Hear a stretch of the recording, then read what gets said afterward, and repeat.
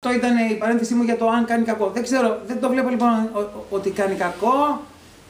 Το κάνει κακό είναι, θεωρώ, μια επικίνδυνη κατάσταση γιατί μοιάζει για κίνδυνο. Έτσι, ξέρεις, κάνει κακό. Και λοιπόν, να λες, προξέρει μια φαγούρα. Είναι. Άκου, εντάξει, και τι έγινε. Δημιουργεί ένα πονοκέφαλο. Είναι αυτό.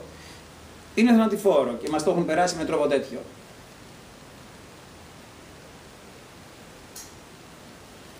Δεν θα μας το κόψει άλλος.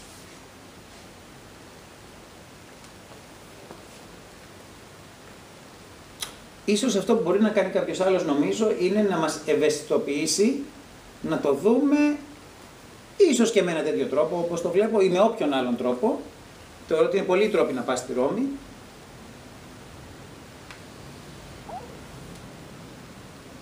Προκειμένου να κάνω την πρώτη μου επιλογή ως προς αυτό.